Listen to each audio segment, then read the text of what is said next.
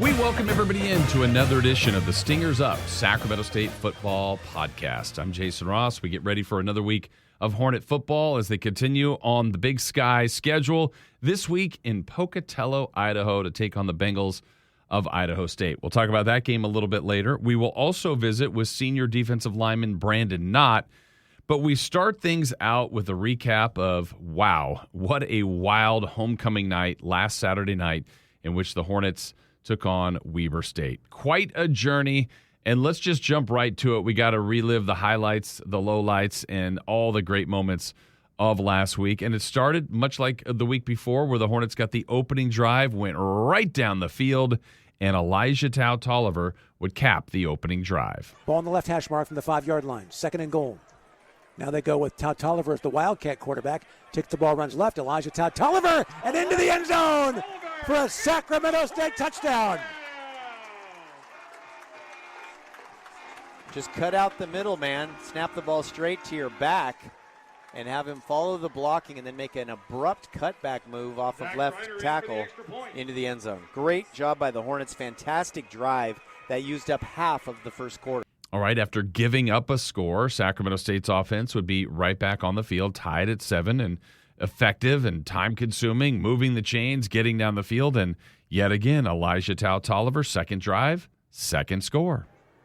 Conklin now shifts to the tight end spot with Tolliver, the Wildcat quarterback, takes the shotgun snap and then runs into the end zone for his second rushing score of the game. This one from 2 yards out.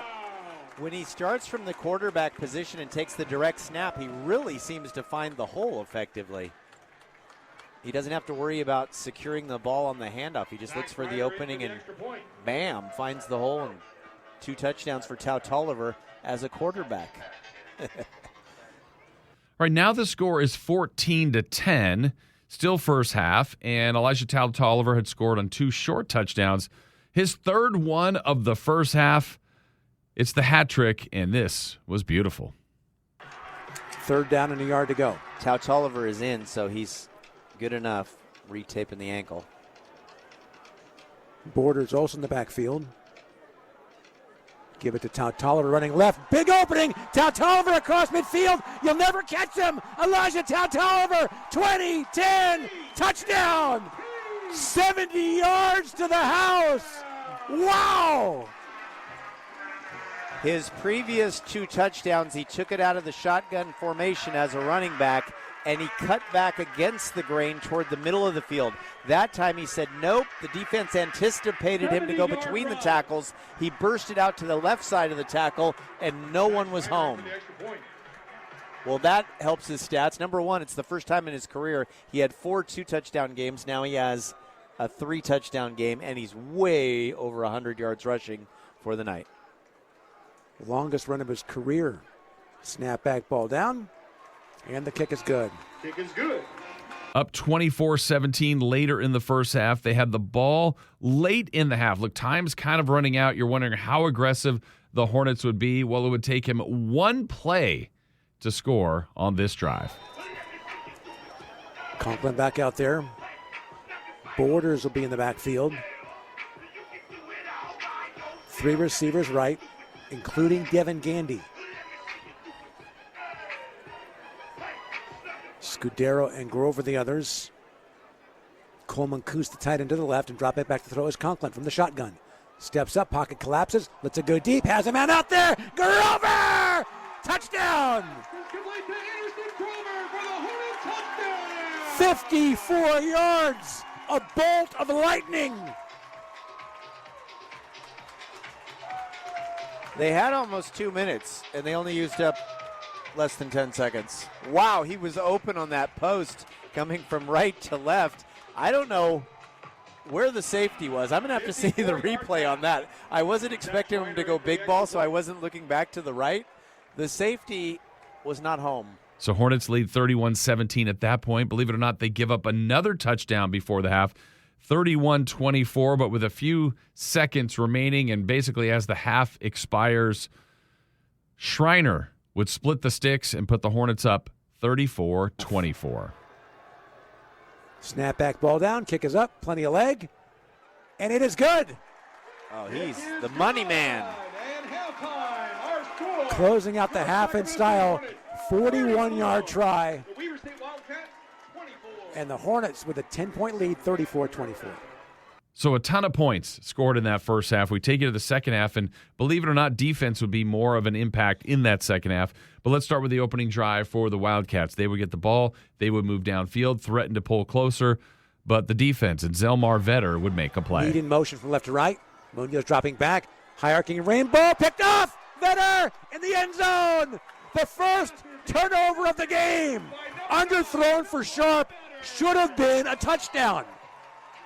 Munoz was too relaxed. He thought he had the touchdown in the bag, so he just threw a lazy pass like, I've got a touchdown against you, and he threw the ball too soft by doing that, and that allowed Vetter to jump up in the air and snag it out of the high point.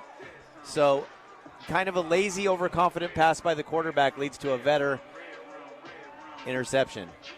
All right, the Hornets finally, offense cooled off there, didn't do much with that next drive. And back on defense, Vetter again on the blitz. Ben Ahio would help complete the turnover. This time Casciola shifts from right to left. It's a four-man front. Sac State showing blitz. Dropping back to throws Munoz. He steps up. Pocket collapses. Ball comes loose. Picked off. Hornets have it at the 30-yard line. The second consecutive turnover. Ben Ahio comes up with it. 100% because Zelmar Vetter came on a safety blitz and blew up the quarterback, untouched, unblocked, and absolutely crushed him. And the ball just floated out of there, and then it gets picked off by Big Ben. Following that, Sacramento State now would get a little separation. They would go up 17 as Conklin would find Kuntz. Conklin under center, play action, fake the handoff to Elijah, flip the ball to the end zone, wide open Kuntz! Coleman for the touchdown, his second in as many weeks. It looks too easy. The little drag by the tight end. You act like you're blocking, then you let go of your man. The rush comes strong on the quarterback, and the tight end ends up uncovered, and it makes it look so easy.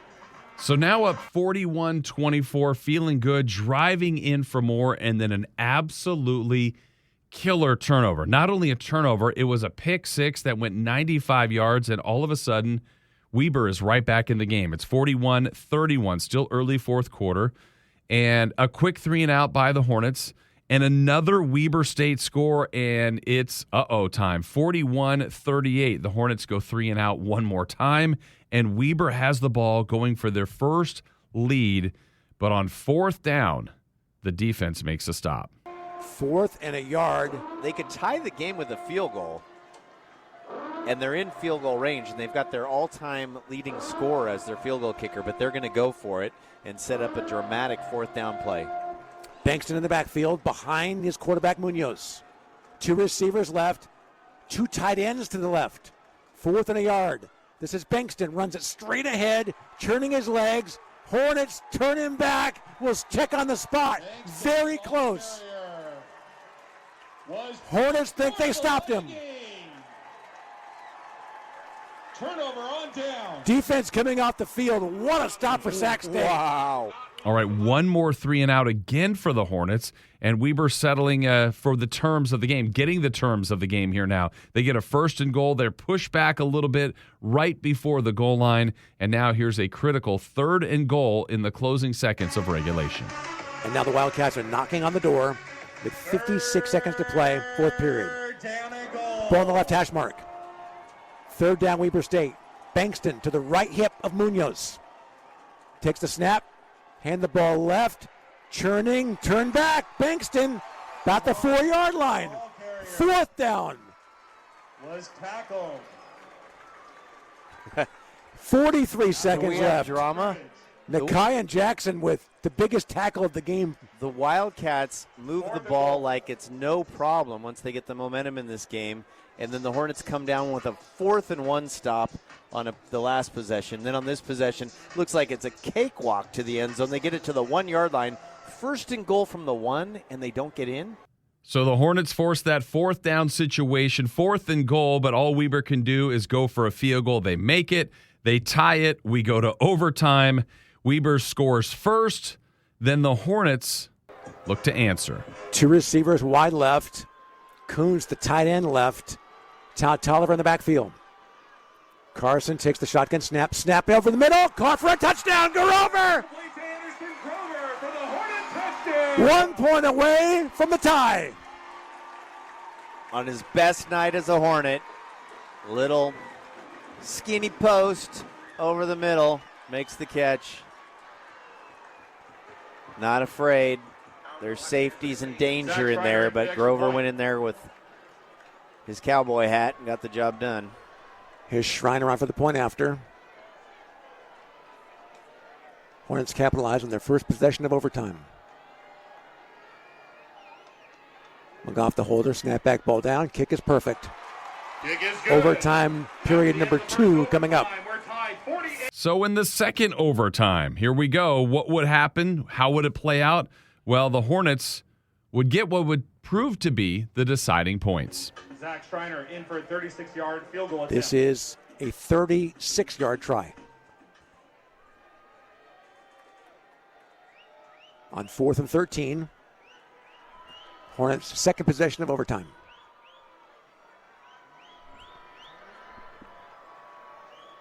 Snap back, ball down.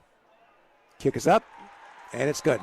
Schreiner is just so good. He's just on fire this year, knocking through the kick. So the Hornets go up 51-48, and now the Hornet defense has to stop the Wildcats.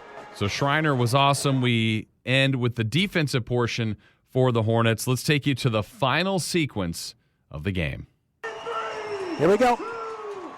Strap in, grab onto someone or something. 3rd down and 6 from the 10. 3 receivers, right, 1 left. Play action. Munoz fires to the end zone, up for grabs, incomplete. No flag. Vetter on the coverage. 4th down, field goal try for the tie. Oh, wow. I keep thinking of your percentage chart. The Hornets had a 99.5% chance of winning at that one point in the fourth quarter, and then a 90-something% chance for the Wildcats to win when they had it. The Hornet won with a first down, and now 27-yard field goal to force a 3rd overtime. Snap back, ball down, kick is up. No good! Oh, my! No good! Hornets survive! He hooked it. Wide left.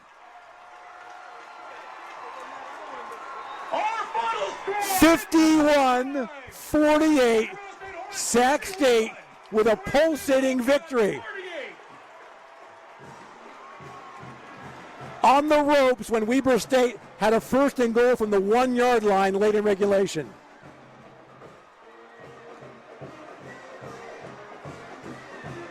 They gave away a victory, and then they stole a victory from the jaws of defeat. 51-48, Sacramento State gets the double overtime victory. The leading scorer in Weber State history hooks the final field goal. No good. Well, great calls there on the radio last week from Dave Lewis, Steve McElroy, Danny Sullivan working the sideline. Speaking of Danny, he caught up with the coach, Andy Thompson, after the thrilling win. Coach, wow. What can you say about the end of that game? A lot of guys kept fighting, found a way to win, had a lot of faith in each other. Was not perfect, but glad to be getting a win tonight, so I'm going to enjoy it. You guys did have the lead starting the 4th quarter, and then things kind of came apart. But your defense at the end, when they had a chance to score from the 1, a couple of times, defense really stood them up and got to the overtime. And then, you have to take your chances with overtime, and you guys got that win. Yeah, I thought it was a team win. Our offense was unbelievable for a long time and really helped our defense out. And then our defense made a couple plays at the end to get some stops. But proud of how resilient they were, and they kept fighting. This is the type of thing that helps a team when you're down. Just that win-win like that can help catapult this team. Yeah, hey, took care of it tonight. We'll get back in there and be ready to go next week. But proud of the guys. Congratulations, Coach, on the win. Thanks for all the people who came out and supported us. It was a great crowd, and hopefully they enjoyed their homecoming. Thank you, Coach. All right, so the Hornets survived. They absolutely needed that game. They got it. Now they move on to Idaho State. We'll talk about that a little bit later. But because of the results, the Hornets were honored. Let's talk about some awards for the week. Zelmar Vetter was the co-defensive Big Sky Player of the Week with that sack, that interception you heard, and that's now the third Hornet to win that honor this year, with Leota and Mulliken getting that honor before. Zach Schreiner was named the Special Teams Player of the Week, and that's the second honor for him. Did it last year after the Hornets beat Stanford, so he had a big week this week. And Carson Conklin was the Stats Perform FCS Freshman of the Week. Now, more for Conklin. He was also added to a group of 30 players, 30 other freshmen, on the Jerry Rice Award list, which goes to the top freshmen in the FCS. Well, for quarterbacks, Conklin is number 1 in completions, number 1 in yards, and number 1 in touchdowns. So amazing work by him. All right, so in a game that had so much offense, it was really the defense late in the game that was standing up and had to make the big plays. There was huge goal line stands, some fourth down stops. So this week, we're going to catch up with another senior from that defense and from that front group. Brandon Knott has been a lot to this program, and it was good to catch up with him earlier this week. All right, we're here with senior defensive lineman Brandon Knott.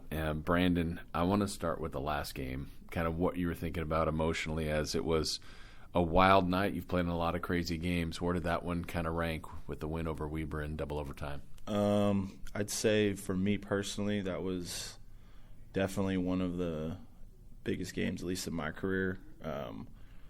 That was one of those moments. We had a lot of, not just me included, but a lot of other guys on the defense that night. Just the stops we were making, and a lot of our fourth down stops. That Will Leota, I gotta shout him out, and I mean there's a few other guys I'll shout out, but I mean that last few minutes of that game, he really stepped up and showed out. But that was definitely one of the, I think that's one of the better games I've played in my career. And you know, I was really excited. I felt like for a majority of that game, that's what Sac State football is.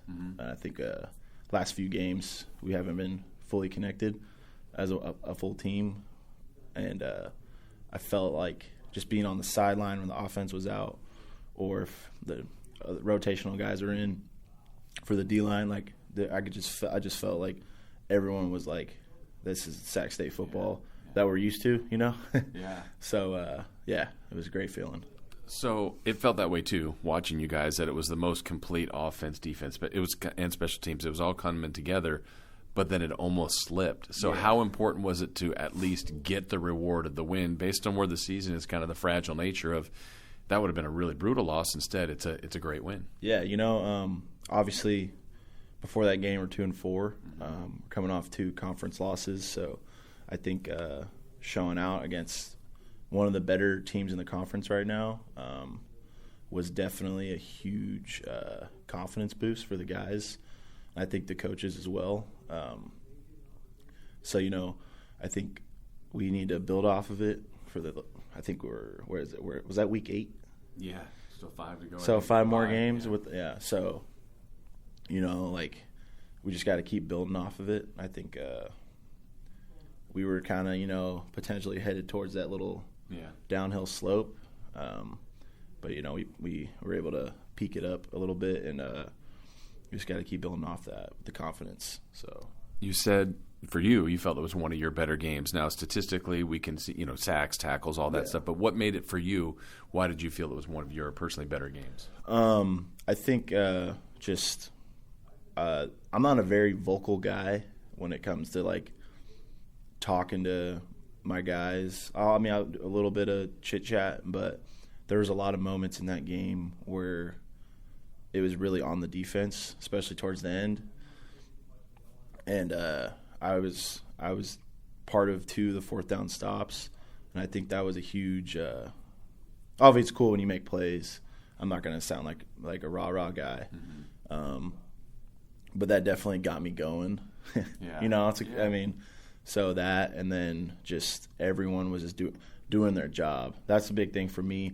That's something that Coach Thompson reiterates with us, and my position coach, Coach Paulson, is like when everyone's doing their job, on the defense or offense as well, special teams, and you're executing to that level to the standard that we expect, it's just, I feel like I was there that night and definitely was really happy with how I played. Sure. Yeah. What's so crazy about a game that had, 99 points, it was the defense that really, I mean, you guys had 2 stops on downs, but the one at the end, I mean, it's first and goal at the 1, and they can dictate the terms. Yeah. I think everybody's that's there, maybe with the exception of the defense, is thinking this is not good. Yeah. Pushing back enough yards to force the field goal. How rewarding. I mean, you guys dream about that, I'm sure, as a defense, but to do it in a game with the pressure on, that had to be sweet. Yeah, I think when you make one of those first and goal stops, like, there's no better feeling. And I think, luckily for me, I have complete faith in the D-line, or I don't even want to say faith, trust, both of those words. Nakayan and Will behind me, and obviously all the Sharks are secondary. There's not a thought where I'm thinking, we're not going to be able to stop this every time or any position on the field. But that one specifically, everyone was dialed in, doing their job. I would like saying that again, and it worked. And it worked out perfectly. So, what's the best part of being a defensive lineman? I mean, you got to take on a lot of hits, a lot of contact. Maybe it's stop the run. I know you love getting to the quarterback. You've had a couple sacks this year, but that pile drive sack, I won't forget. But what's the best part of playing your position? I think the best part of being obviously an interior D tackle. We play 3 tech and shade 0 and all that.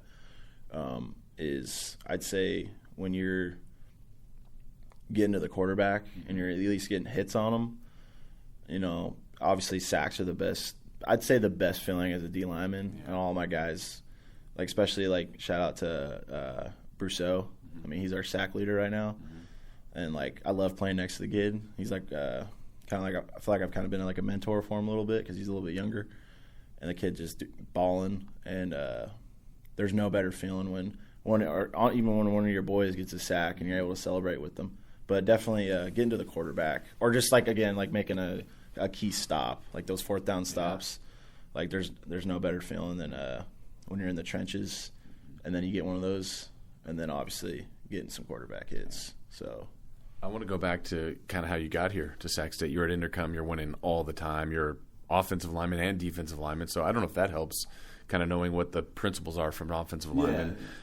But kind of what made you decide to come to Sacramento State at that time? So I guess really I wasn't too familiar with how football recruiting really worked. I didn't know the huge difference between FBS and FCS because I started playing football my sophomore year of high school. So I played 1 year of Pee Wee, but I don't really count that because I was a baseball kid growing up. Okay. So why the switch? Size. I transferred high schools to Intercom my sophomore year, and I was a bigger kid, 230, 235, and I was like, I might as well try out for the football team because I'm here. And then the varsity coaches, Coach Stark and Coach Hamasaki, had their eye on me, and they were like, we might need you to play O-line, not even defense at the time. And I was so nervous just to play football. And then they're like, yeah, we want you on varsity. And I was like, all right, well, I almost didn't do it because I was just I've never done this before. But then I took the chance. And then we ended up going to sections that year, actually playing here, lost. And then my junior year, put some weight on, started playing D-line a little bit, really honed in more on the O-line part. And starting in a little bit of recruiting, did the whole Twitter thing. Again, not really familiar with it. Had a few interests, and then late in my senior year, I started getting, the DMs, the Twitter DMs, all that, the coaching. We had a 7-on-7 coach who also helped me in the recruiting process, Coach T from TMP Elite. I don't know if that rings a bell. So he was a great resource. Anytime coaches were coming to our school, he'd have me come out, introduce myself and all that. And then I'd say towards the end of, because it's 2 signing periods, I had a few big. I had my first Big Sky offer was Montana State, and then that was one of the cool. I mean, it's a great school. Mm-hmm.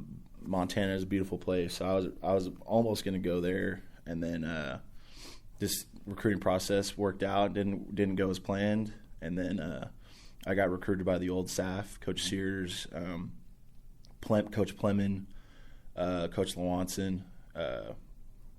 And then a few weeks into that, they get let go. But then Coach Taylor and Thompson get hired on. Plemon was still there at the time.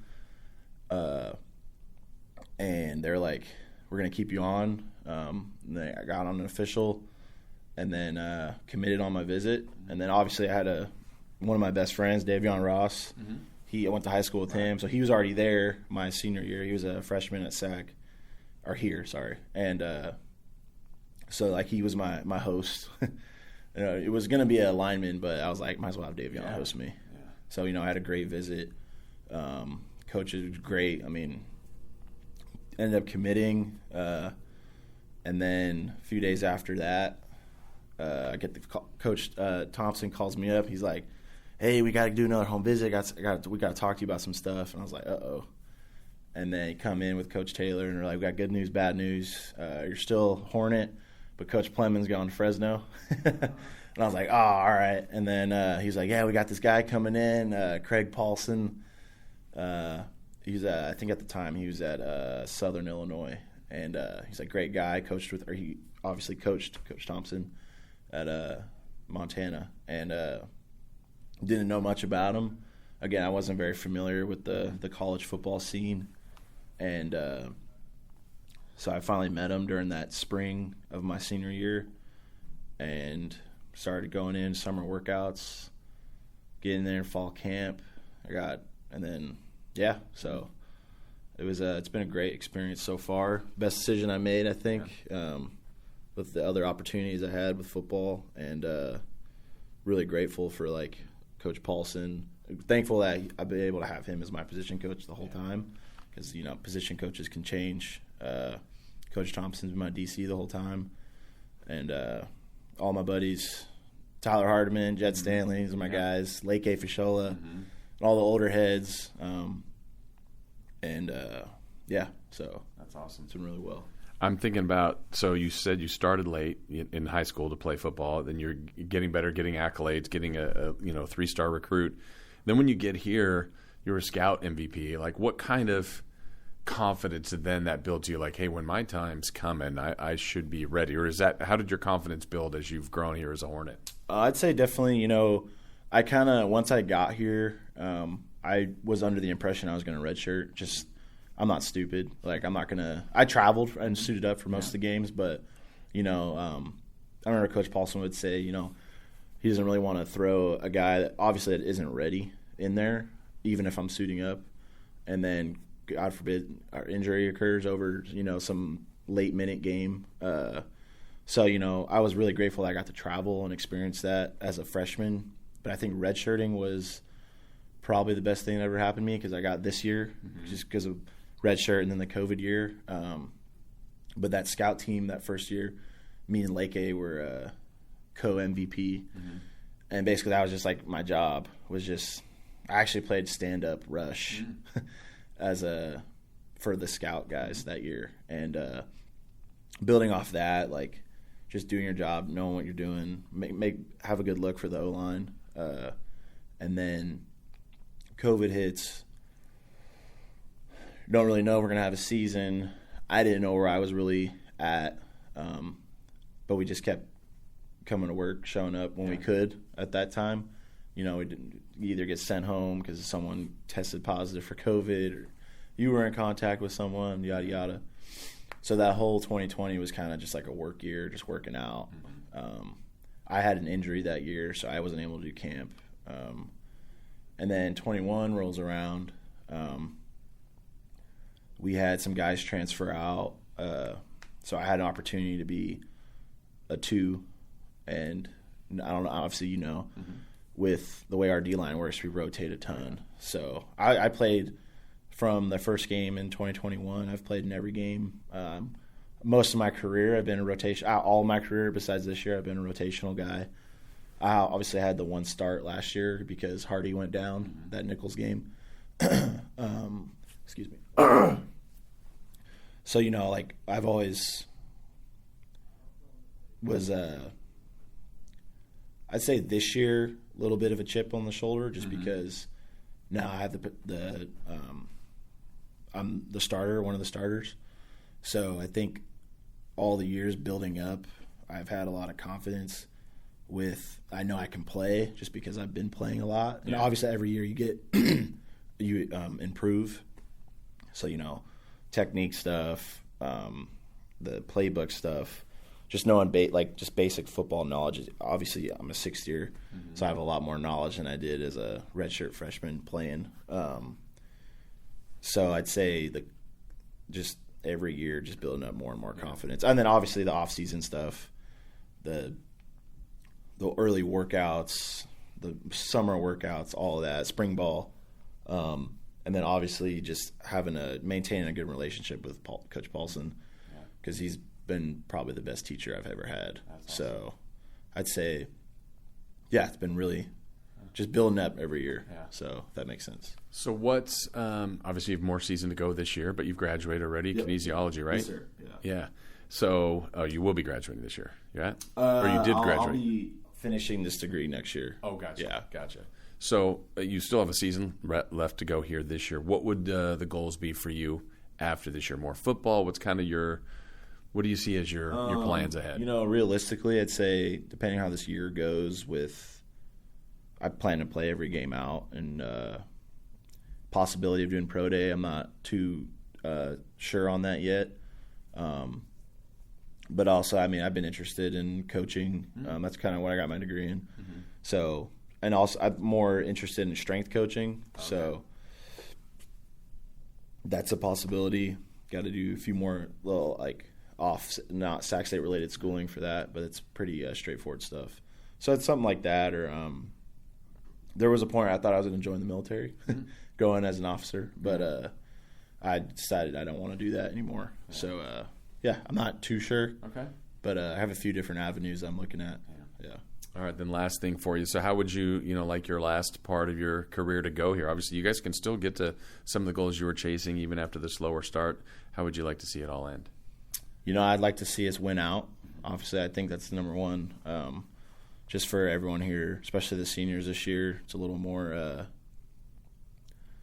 I don't know. Obviously, I'm a senior, so it's going to mean a lot different. Win out, you know, I want to keep staying healthy. Yeah. D-line, you're always getting banged up, little things. So, you know, I have my own personal goals, shooting for all conference.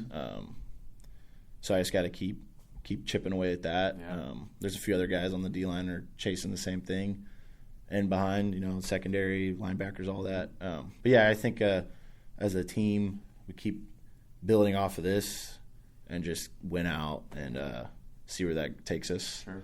So yeah, and I hope you guys are proud, especially you in the senior class, that of all the winning and how you've elevated this program. And you guys have heard the talk of, you know, could there be a Pac-12 or Mountain West, but new stadium coming. Yeah. Like, you guys are kind of the guys that help lift this to that level. I hope you guys have some pride in that. Oh, 100%. I think I'm very grateful that I'd almost say, I mean, from this year, obviously the years prior, when I've been here for 3 championships, so that's awesome. Yeah.